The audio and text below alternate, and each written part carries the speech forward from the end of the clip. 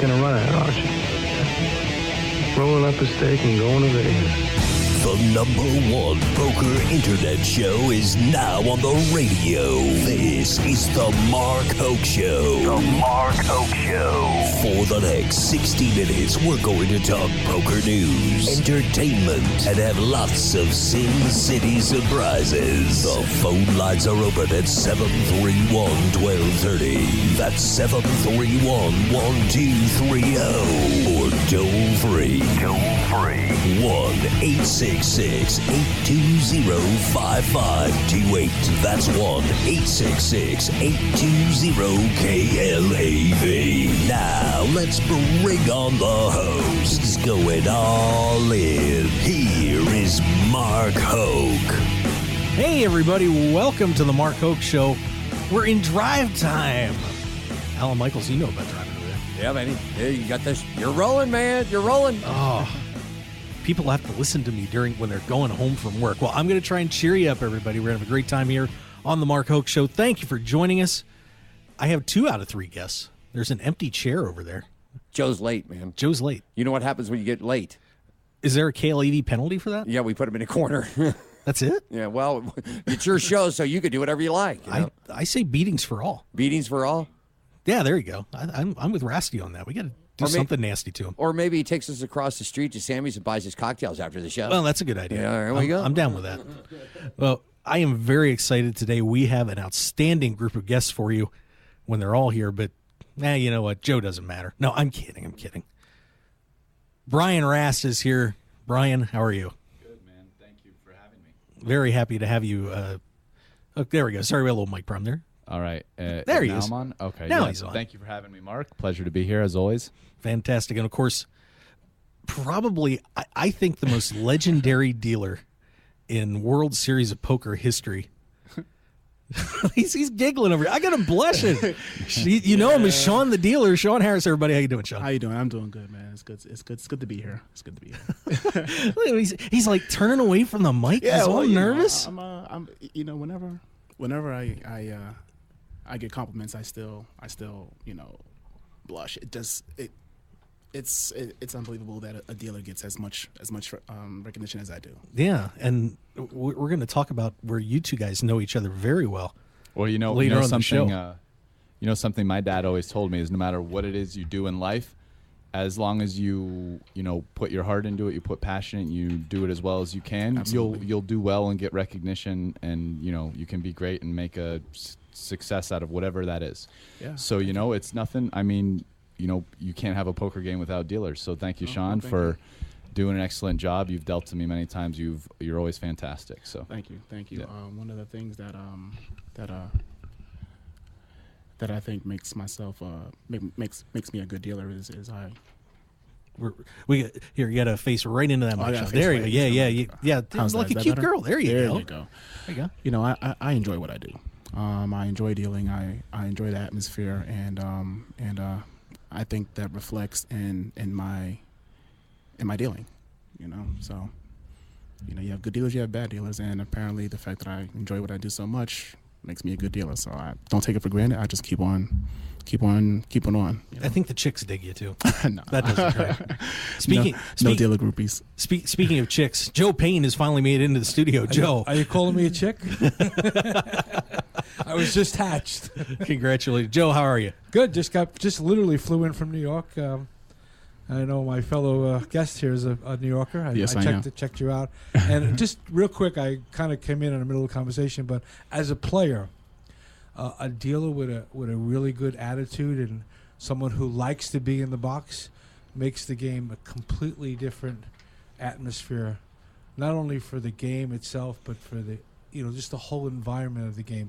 You got some dealers there that it looks like they dread showing up for work. Now, I've never had the privilege of having you deal with me, but from what I understand, you're one of the top-notch dealers, and I'm sure the amount of break-in deals that the World Series brings has got to be frustrating for a dealer of your caliber. To be honest with you, it is a little frustrating, but at the same time, it's yes, it is frustrating. I'm just gonna say it like that. There you go. It is frustrating. Which is one of the reasons why I decided to not deal the World Series of Poker anymore. I've been doing it since 2005, and from day one, I enjoyed it.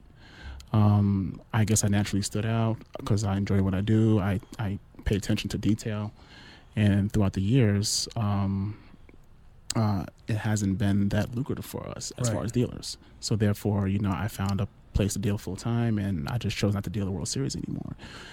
So one of the reasons why, three reasons why I chose not to deal a series, is because one, it wasn't as lucrative for dealers anymore, and it kind of goes both ways. With dealers who aren't in the upper echelon or top notch, it affects our wages, our tips and stuff. Absolutely. Because the player doesn't want to tip the dealer, and because the dealer doesn't get the tips, we don't perform as well. So it's kind of a vicious circle. Ironically, it helps me stand out even more. There you go. But number two is because I wanted to pursue a playing career on a full-time basis. And working for the World Series, I can't play in any of the events, right? Except the employee event. Except for an employee event, which Chad Holloway is now dominating it. No one's got any hope. And three is the recognition. Because of the break-in dealers and their performance, it takes me that much longer to calm the table down from that break-in dealer. Right. If you're coming in behind, if I'm coming in behind, and people don't know who I am from the past years, they think that we're just a run of bad dealers. So it takes me 20 minutes out of my half an hour time to deal to show them, oh, okay, Sean's a good dealer. So I said, Mark, 10 to 15 years ago, if you told someone you dealt the World Series of Poker, they looked at you like, wow. Now if you tell somebody I deal the World Series of Poker, they don't quickly judge whether you're a really good dealer, because the Harrah's Entertainment Company just brings in, literally, they hold a school a couple of weeks before the World Series starts, and they're taking literally green dealers and throwing them into the major event of the whole poker industry, and these dealers are expected to perform at levels like our guest does, and it's just not going to happen. Yeah. See, the thing is with that though, it's tough for me to feel bad for the dealer in that sense, because when I came into the World Series in 2005, the only thing that I knew how to deal was Hold'em. Right. And I remember a supervisor. My very first table that I had to deal was a cash game. It was a PLO game, green chip game. I think it was a quarter 50. Right. And I had no idea what PLO was or whatever. I did a crash course of how to count the pot and things like that. Oh. And true story. This is and my supervisor said, okay, if you don't know what you're doing, stand behind the table for 5 to 10 minutes to get an idea of what's going on. And I said, okay. Right. And I figured out, okay, that's what the pot is, because, I'm calculating things in my head. Exactly. Then as I sit down, okay, Omaha, 4 cards, this and that, and I sat down and I humbled myself. I said, hey guys, look, this is my first time dealing pot limit, bear with me. Let's, help me help you, and we'll get through this. And that just helped me out from that point on. I mean, my confidence just exploded. And then I just wanted to jump into this game and this game and this game, stud this, stud that. And so when the dealer who is green goes in and they're nervous, I understand that they're nervous, but there's ways around that. Right. If they want to become an exceptional dealer, you got to do what it takes to become an exceptional dealer and not be afraid of the game. Yeah, and there's going to be a lot of interesting things going on at this year's World Series. Some new challenges that we're going to talk to everybody about here in a little bit. Before we get into the news, we're like a little behind on that because we got an interesting conversation going, which is just fine. But Brian, I want to make sure that you get this plug in, because we got a 1 hour special going on, because you're going to be doing the WSOP Academy coming up here. So tell everybody what's happening with that. Yeah, so the WSOP Academy is basically, it's a 2-day course where I'm the head instructor. I give some lecture. There's hand labs with some other pros. Essentially, I'm teaching. It's focused on tournament poker, but it's mainly just focused on improving people's poker games. I mean, I do give a lot of specific tournament examples, but I think in general, learning how to play better no limit hold'em applies to both tournament and cash game poker. It's not like it's really that different, but I do focus on tournaments, and I just I wanted to mention that I'm doing it this upcoming weekend at the Bicycle in LA, and for people that are interested, if you call during this interview this right now and use the promo code RAST RAST14, you can save up to 50% off, and that's 1-800-989-WSOP on the price of doing the World Series of Poker Academy seminar. I've done 2 of them. This is my 3rd. I feel like each time I've done it, I've improved, the courseware involved with my lecturing and whatnot. I have a lot of history teaching poker. I've done PLO courseware for Poker VT. I do videos for Run It Once. I feel pretty well versed in the theoretical underpinnings of what it takes to play good poker, and I at the same time I feel like I can do a pretty good job explaining it to people of all skill backgrounds, from beginners to very advanced players. So yeah, so it's a great opportunity. So that code again is RAST, RAST14, 50% off the WSOP Academy. That is pretty freaking awesome. You're a sweetheart, Brian. It's nice of you to do that. yeah. Yeah, absolutely.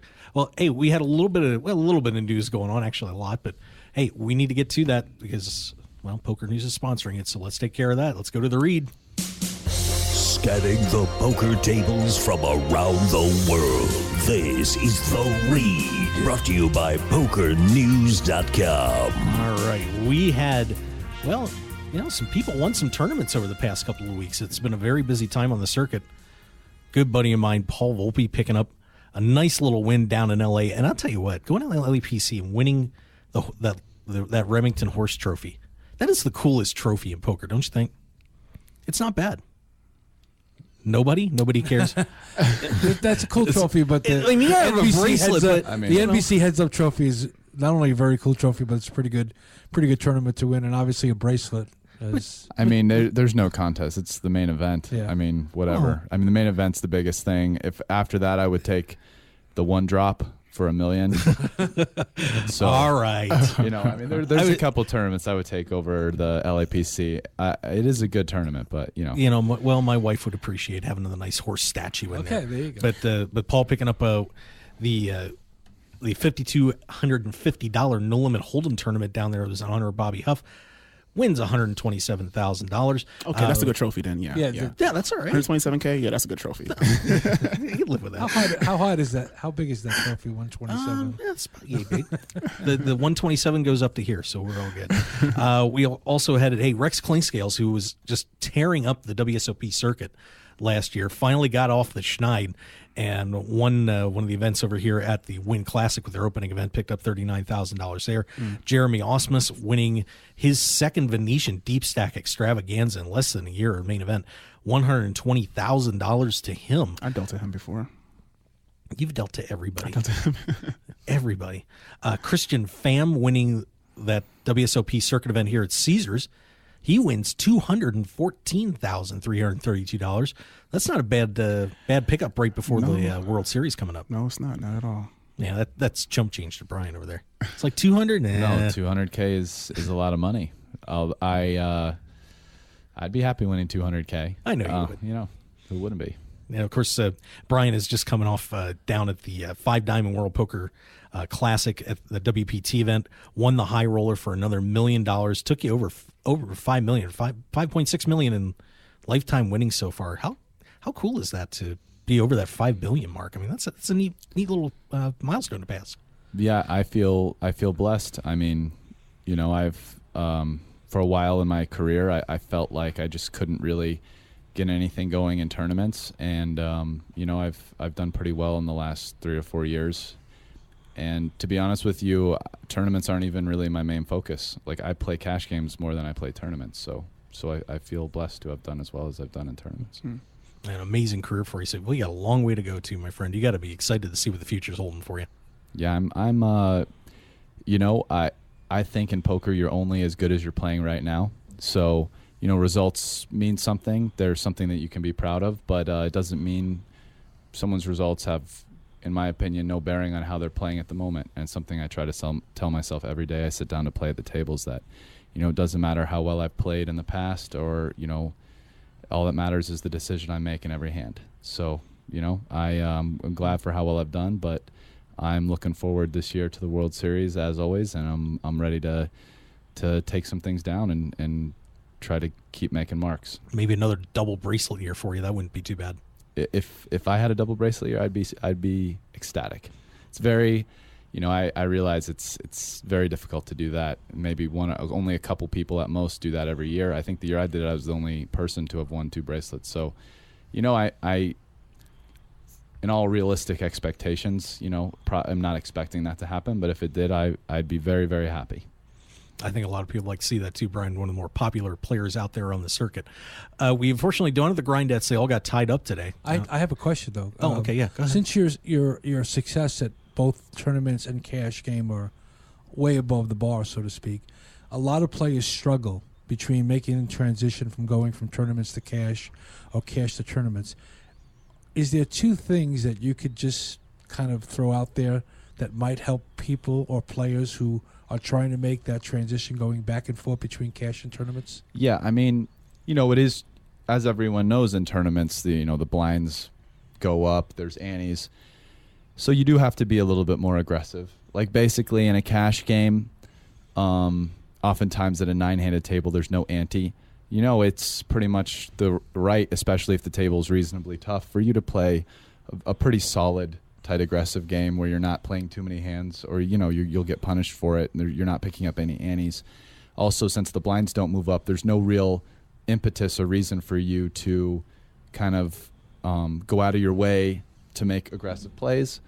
Whereas in a tournament, there's definitely a reason to maintain a decent sized stack so that you can 3 or 4 bet light and make moves to try to pick up chips without risking your whole stack. Because once you get too short, then you just have to shove, right. And now you're risking your whole tournament life just to pick up some blinds and antes and win a pot. Yep. So because of that, I mean, it doesn't necessarily mean that you should do plays that are minus EV, but I mean I think, especially depending on your table, you sometimes need to take a few more chances. In tournaments as opposed to cash. Yes, because the blinds and antes go up, so you have to keep on picking up chips in order to survive. That is so true. Yeah. So I have a friend of mine who happens to be a dealer of minions. The day that he plays a tournament, he won't play cash or vice versa because he just gets into that specific mode and he can't seem to get out of it. If he's in a cash game mode and he goes to a tournament, he winds up just getting blinded away, so to speak. And if he goes the opposite way, he finds that he's playing too aggressive in a cash game. And yes, you can replenish your stack, but the whole idea of sitting down at a game is you don't want to replenish your stack. You want to build your chips off other people's bad plays. Yeah. Well, as a dealer, like you were saying, in order for me to play cash versus tournament, there have been times where I've done both, and I've done well in both, and you just have to be present and in the moment. Exactly. You just know, okay, here's I'm in a tournament. What do I need to do? Okay, I got to make moves, quote unquote. I'm racing against the clock. I'm racing against people who are racing against the clock as well. And then if I get knocked out or if I cash or whatever, then I go play a cash game, and it's the exact same opposite. It's like there's no need to rush. Right. How deep in my pockets can I gamble here? Can I not gamble here? It's a total different mentality. And you just have to be present, be in the moment, and understand what you're doing. It's like dealing. And I'm dealing mixed games.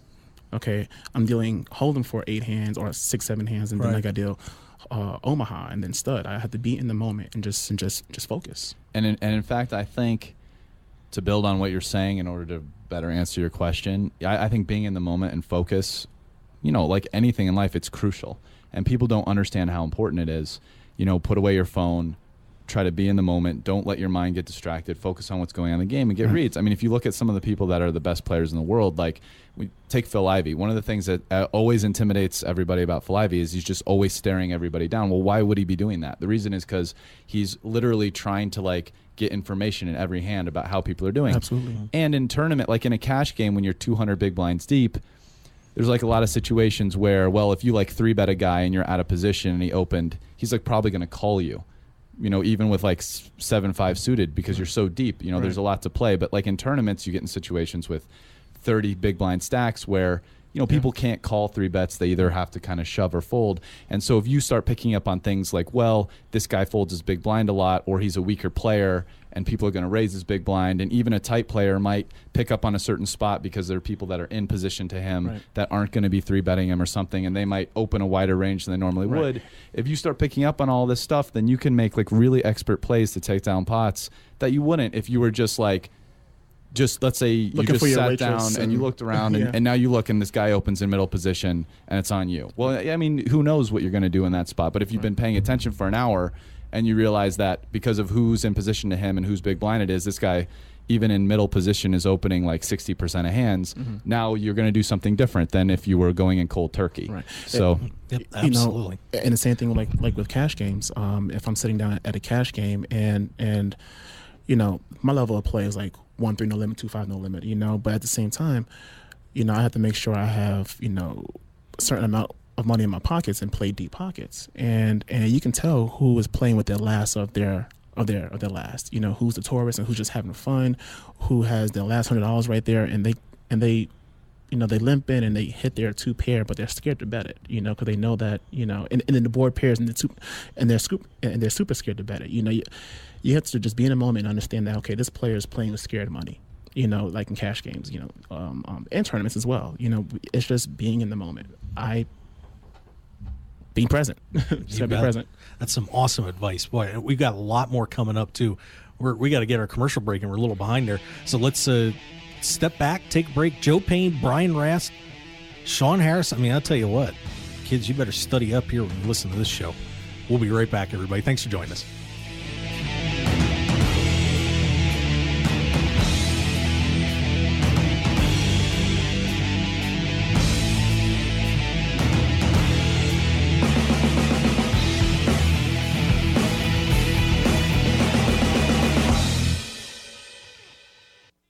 PokerAtlas.com has its finger on the pulse of all poker events in Las Vegas and beyond.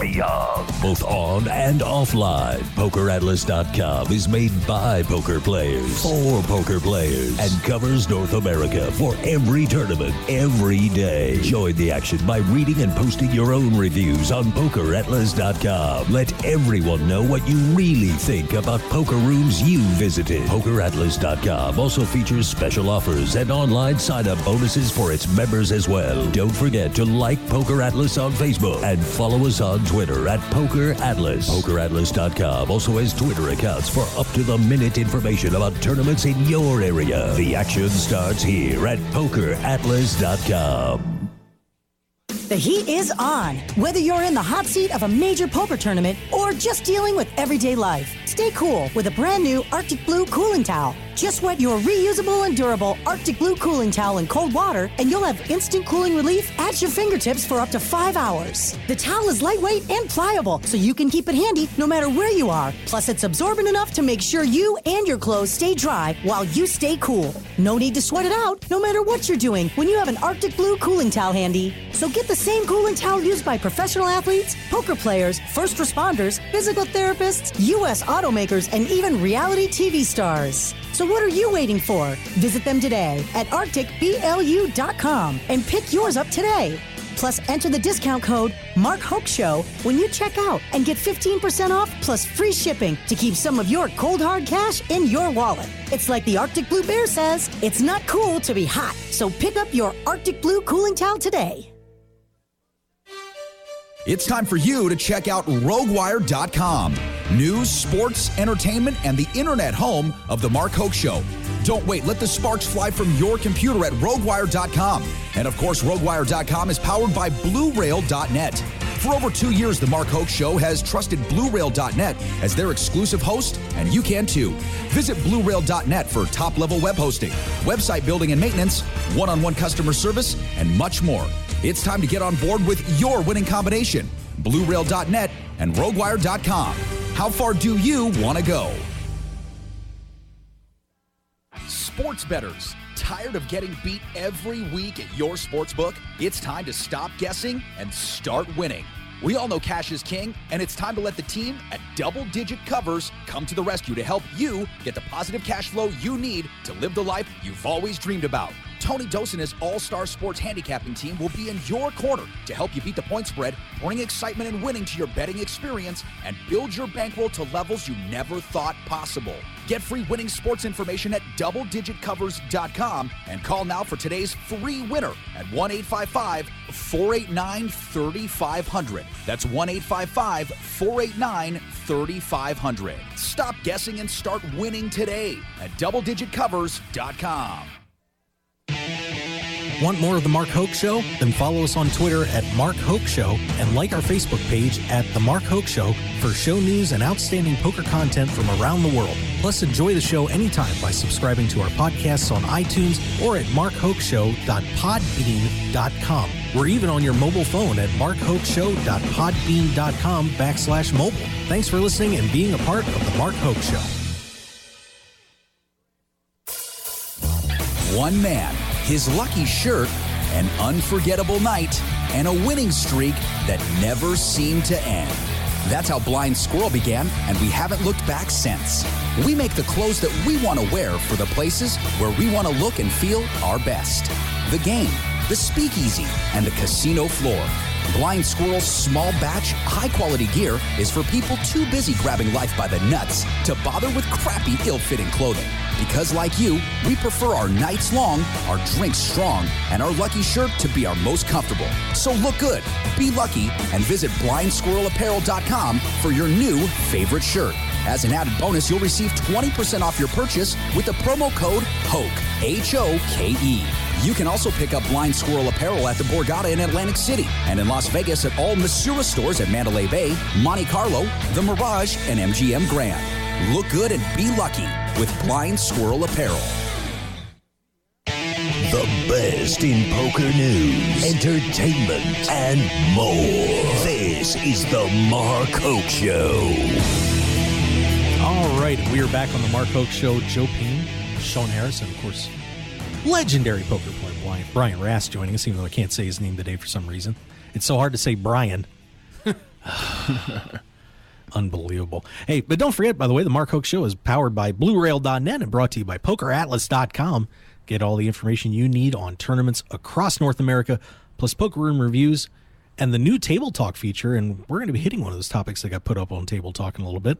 That's all at PokerAtlas.com, so make sure you visit them today. Also brought to you by Blind Squirrel Apparel, Team Poker Joker, Arctic Blue Cooling Towels, Double Digit Covers, and RogueWire.com. And don't forget, we also are doing this special giveaway right now during the show from the WSOP Academy. Brian's going to be out in LA coming up here soon, and you want to make sure that you put in the code RAST14, or when you call them, give them that code, 50% off a chance to be at the WSOP Academy. That's huge. That's huge. Joe, you should take advantage of that. I've seen you play. I'm a graduate of I went to the World Series Academy, I think 3 years ago when I was at Caesars, and I will tell you this, it will greatly improve your game. I mean, there are some great instructors there, and you can only get better if you either play or are tutored or mentored by people who are better players than you. You know, you're not going to get better. You can dominate a game if you're the best player at the table, but you're not going to get better because you're playing with opponents that don't have a skills level as you do. When you either sitting in a classroom playing against, talking about hands with players like Brian and among the other players that is instructed there, it's well worth your money. And if you can get 50% off, it's a home run. Boy, Joe, you must have been really bad before you went to the academy. I was. Seeing where your game is now. Because I'm still bad now, but I'm much better. Thank God for the WSOP Academy. That saved you, brother. Well, you know, a lot of interesting things happening at the World Series coming up this year. And one of the events is the Dealer's Choice event. And, of course, Brian won the Players' Championship with that legendary comeback over Phil Hellmuth. He still smiles just a little bit when you say it. That must have been an incredible night for you, just real quick. I mean, yeah, I mean, that was incredible. From the start of heads up, everything just went wrong, and I went from being pretty even to, you know, me being almost out, and then just like snap of the fingers, I won 3 all-in pots and won. I mean, it was epic. That's what you need, is a little rush. Yeah, it's probably my fondest poker memory for sure. Coming back, winning that, you know, it was amazing. I mean, it was a big time tournament, obviously. at the time that it happened, it was probably the second biggest tournament of the year. I mean, there's no one drop. That was actually televised, like ESPN televised. So it was probably the second biggest tournament of the year that year. So I was watching it very closely. Was there a helmet meltdown? No. He was on his best behavior. He actually, during the final table, he definitely peppered me with a number of barrages. For sure. But then when it got down to heads up, he was earphones on, glasses on, didn't say a word during the heads up match. Interesting. And maybe he should have. So who knows? It was working out for him for a while. Yeah, but, for a while. Not so much towards the end there. But well, let's talk about the Dealer's Choice event, because first I want to get this from your perspective, Sean. Oh, okay. The challenge that the dealers are going to be facing in this event, having 17 different games that players are going to have to choose from, and games that people generally aren't familiar with. I mean, not just the dealers, but the players too. Right. As part of this, what you guys have to do is keep the game going and help them out. Absolutely. As much as reasonably possible. How much of a nightmare is this going to be for the WSOP dealer staff when they get into this thing? I'm going to be very optimistic and say it's going to go really, really, really smooth. I mean, I'm a firm believer, and I believe in the power of positive thinking. Whatever you put out there is going to come back. And it's going to be a lot of new dealers there. And hopefully the veteran dealers that still are at the World Series are going to take them under their wing and teach them these games on their breaks and so forth, so on. I actually was asked to come back and deal this year, and I didn't know why. I said, yeah, sure, I'll do it. So we'll see what happens. And before we got on air, you told me that this 17 game event going on. I had no idea. So now I kind of put two and two together.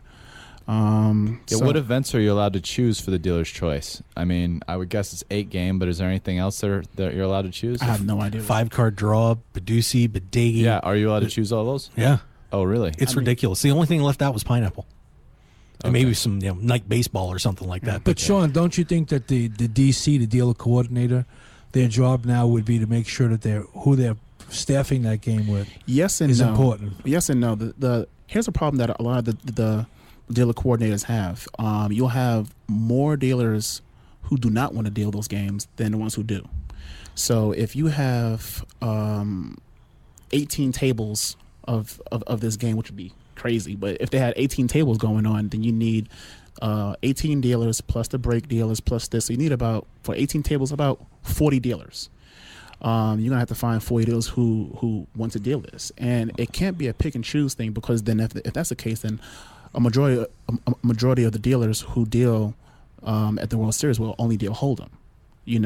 When you deal the World Series, you should be able to go in there and deal every game fluently, efficiently as possible. If not, you need to get some help, and that's why they have all these green dealers, because a lot of the dealers who do know how to deal the games. I'm going on my own little tangent here. A lot of the dealers who do know how to deal the games, they don't get recognized for that. So that's why we left. Right. But I'm coming back for 3 reasons now. The 17 game thing I didn't know anything about. They suckered you as well. 1 and 2, I actually missed the atmosphere of the World Series. I wasn't there last year at the final table. I went down there as a spectator, and I missed it. People saying hi to me and Sean, how come you're not dealing? And I'm like, well, it's just my time to move on. Right. And I kind of missed it. And 3, because I need a steady paycheck. There you go. Full-time playing it's tough. It's tough. And at my level, I have my daily expenses and stuff. Until I make the big score, I still need a steady income. No, Brian, going into an event like that where you're going to be able to select some games that maybe people have never played before, you go into that thing. Are you going to play to your strengths on something like that, or are you going to play more to people's weaknesses? I was just thinking about that, and honestly, I mean, if it's really like 17 games and games like Badesi and Badusi, I mean, even though comparatively speaking, on like the upper echelon of poker, like those aren't my strongest games, I probably will pick those in the early going. I mean, it's a $1,500 field. I'm assuming there's going to be a lot of players in there who haven't played some of those games before, And I've played all the games some, in different mixes here and there. So I mean, if I sit down at a table and it's a bunch of people that seem pretty green, and I pick Badusi, and it's like two people make it known during that I've never played this before. Well, then I'm gonna pick games like that and play to the weaknesses. Absolutely. I mean, I think playing to somebody's weakness is like playing to a strength, because it's all relative, right? Mm-hmm. So, I would definitely do that. But my guess is that by the end of the event, if I still happen to be in it, the cream rises generally, even in so short term of event as a tournament. And my guess is by later on in the tournament, I'll end up playing more to my strengths, because, it'll be a bunch of people who have played all the games before, and now I'll pick the games, since it won't be people that are totally new at this or that. I'll pick the games that I'm actually strong at. Feel like they're my best games relative. Well, and I feel like I can almost see that being how that event will end up playing for me. Yeah, and that comes back to, once again, what you guys said about paying attention to what's going on at the table. Yeah. When you call a game out like that, I know what I would be doing. I'd say Badusi, and I'm just kind of looking around like, okay, who's freaking out right now? And trying to find those weak spots and bury those guys if I can. Now, does the game change every time the dealer button moves, or do we play one orbit per game? Yeah, I actually just saw a thread about this on 2+2, and I don't know if it's 100% accurate, but I believe the person had said they confirmed it with the World Series of Poker tournament director, and it's an orbit. And then after the orbit completes, then it goes. Otherwise it would be too difficult, because you'd have no incentive to choose games without position, where position is position not, doesn't matter. Exactly. Like, why would anyone ever choose that? You choose a game where position matters. But yeah, I think it's an orbit, and then the next an orbit. So that makes sense. So yeah, it's I love it when they come out with the schedule every year. It's always interesting, I'm gonna use this moment to transition this conversation a bit to something I've taken up a little bit of a campaign. Oh yeah, we've got a tangent coming here, by the way. So this is interesting. This is great. You're gonna love this. I love PLO. It's one of my best games, and I really believe that Lamners are bad for PLO. Like, I don't see any reason actually why you should have Lamners in PLO and not have them in any other big bet game. Brian, why don't you explain that a little bit for maybe somebody out there that doesn't know what you're exactly talking about? So what they do is, normally in a World Series event, they'll give you 3x your buy-in in chips. So for like a 2K buy-in event, they'll give you 6,000 in chips. Now, in a Lamner event, which is only Pot Limit Omaha high events, they decide to break up that into 3 stacks, and they give you, say it's a 2K buy-in event, they'll give you 2,000 in chips and 2 Lamner chips, which you can then turn in for 2,000 in chips. So they're giving you the same thing, 3x in chips, but instead of making you play all your chips at once, like every other tournament out there, they give you the option to only play a third of your stack and then like kind of add on the other 2/3 of your stack as you see fit for like the first 4 or 6 levels or whatever it is.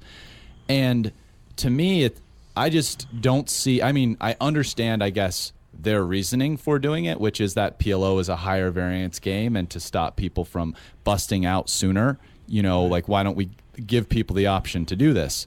Now, I actually don't think that's a compelling reason to do it. First, I think, if you think that's the case, you should do that for every event. You shouldn't do it just because this event's a little higher variance. Mm-hmm. Like, you're also eliminating a chance for people, to play deep stack PLO.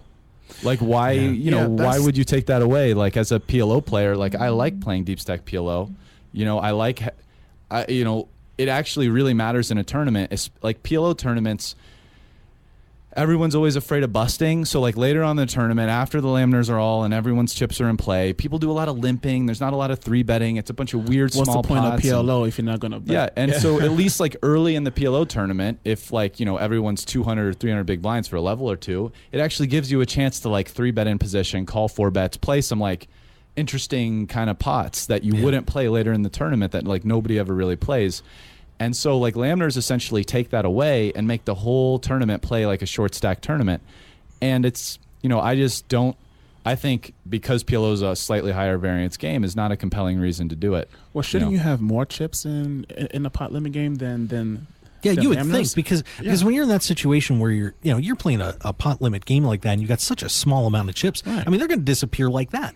Yeah. So you're going to have you're going to have the same effect. You might slow it down a little bit, but you're really taking away the flexibility of the players to really push a pot if you need to do it. And what they used to do is have a lot of PLO tournaments be rebuy events. But then they didn't want to do rebuy events anymore. They eliminated all rebuy events and came up with this as like kind of a terrible compromise, but only for PLO events. But it's like strange because, by the way, like they used to have no limit rebuy events, but you don't really have many no limit laminar events. So like they just did it for PLO. They actually do it for heads up no limit also. Right. Yep. I just think for heads up no limit, I think in general you just shouldn't have laminars. You either do rebuys, or if you don't want to do rebuys, just everyone starts with their chips. That's it. And then when you lose your chips, you're out. I mean, that's part of the point of a tournament. And I don't think you should take away deep stack play. Like you said, maybe it's because of high variance. Because I can imagine, two players, pot, and then by the turn they're all in, or whatever the case is, and then, out of a 7 to 9 handed table, there's 2 huge stacks, and then Yeah, but isn't that really the responsibility of the players to not if get they in don't that want to situation? play high variance pots, don't. And I'll tell you what, like I tweeted about this just randomly like 1 or 2 weeks ago. I saw that, yeah. And that's the most responses I've gotten on a tweet in a while. I mean, I'm not huge on Twitter. I have like a decent amount of followers, but compared to a lot of other, big name poker pros, like, they have way more than me. But for me, like this was one of the most responses I've ever gotten. And basically all kinds of pros like Phil Galfond, Chance Kornith, a bunch of guys who, Joe Hashem, like a bunch of guys who play PLO, play bunch of World Series of Poker tournaments, all said we don't like laminars. And, I kind of don't either. And I think the only argument that anyone gave, at least in response to Twitter, and that I've ever heard, is that amateur players like the idea of not going out in one go. So then of course they do, because they don't have to play a big pot against you guys. Here's what I'm saying. If you don't want to go out in one go, then don't go out in one go. Yeah. Oh, by the way, the same thing can happen early in a no limit tournament too. I mean, like I don't really see why the argument is so special for PLO. Yeah. Any big bet event, you can go out on the first hand. And in fact, to me, it's like part of the appeal. Maybe it's the dealers. Maybe it's from the dealer's perspective, because when I dealt recently at the cash games in the Bahamas at the PCA games, the pots were nosebleed. I mean, I just had to nail the pots left and right. So maybe it's a dealer aspect of it also, where they don't want to have mistakes on how big the pots are. Because if someone says pot, you gotta know the pot. So. Yeah. Not everybody is you, Sean. Right? And then maybe by then, with that one bullet before the other laminars, pots. Okay, so you're all in. That makes it easier. I don't know. What's the parameters for using the second and third laminar? You have to be bust to use it. No, you can actually use them at any you can take time. it right away. So yeah. you can take them right away. Okay. But I'll tell you, like from my experience in all laminar events, it's like very rare. Like everyone always keeps down, because what happens is, like if you're a pro and there's somebody you think is pretty good to your left, generally, unless people to your right have added on, like you won't add on, because then the guy to your left will just add on. Mm-hmm. So I mean, like, and if I sat down at a table and let's say I just added on all my chips, like the people to my left would have incentive to do it, but not the people to my right. Right. Exactly. So it kind of creates a situation where generally no one really puts them on, unless you just go do it and say, whatever, I'm going to do it anyway. And but then like that situation creates a situation where usually the people to your left are more likely to do it, and the people to your right are less likely to do it. Right. So I just think it's a terrible compromise for rebuys, and just play it like any other tournament. As a novice, I think it's unfair that one tournament table is totally different than another tournament table. Exactly. Yeah, it creates difference in tournament tables. And you're having separate tournaments all over the tournament, based upon chips. Some tables are doing them all, the laminars, some are not. So it kind of creates different tournaments, which is unfair in my opinion. Yeah, it's a very interesting topic. I'm glad you brought it up.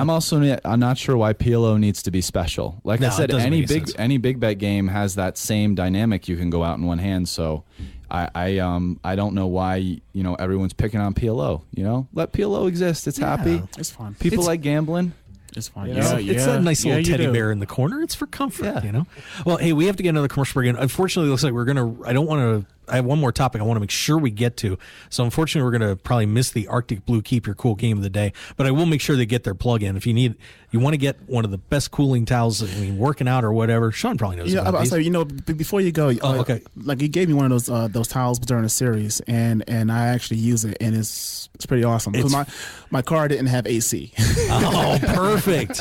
And I drive a Fiero, okay, and it didn't have AC, and I used it, and it serves more than it's a multi-purpose towel. So it works. So make sure you pick one up. Go to arcticblu.com, put in the code Mark Hoke Show, you get 15% off plus free shipping.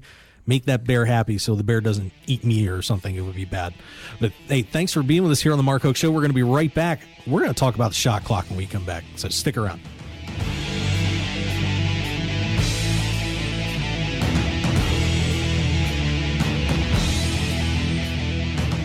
Sports bettors, tired of getting beat every week at your sportsbook? It's time to stop guessing and start winning. We all know cash is king, and it's time to let the team at Double Digit Covers come to the rescue to help you get the positive cash flow you need to live the life you've always dreamed about. Tony Dos and his all-star sports handicapping team will be in your corner to help you beat the point spread, bring excitement and winning to your betting experience, and build your bankroll to levels you never thought possible.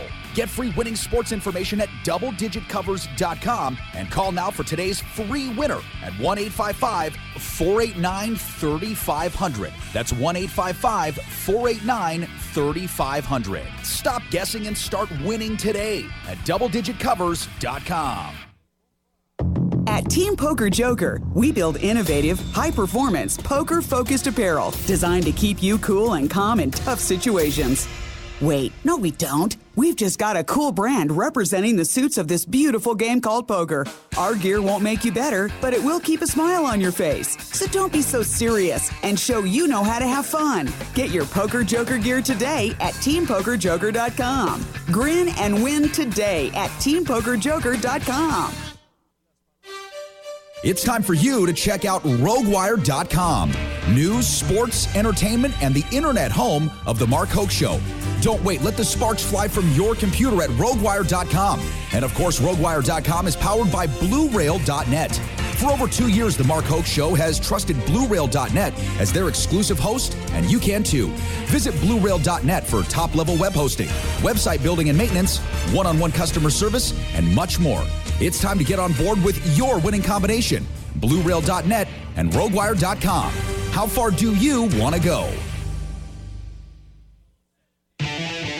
Want more of The Mark Hoke Show? Then follow us on Twitter at Mark Hoke Show and like our Facebook page at The Mark Hoke Show for show news and outstanding poker content from around the world. Plus, enjoy the show anytime by subscribing to our podcasts on iTunes or at markhokeshow.podbean.com. We're even on your mobile phone at markhokeshow.podbean.com/mobile. Thanks for listening and being a part of The Mark Hoke Show.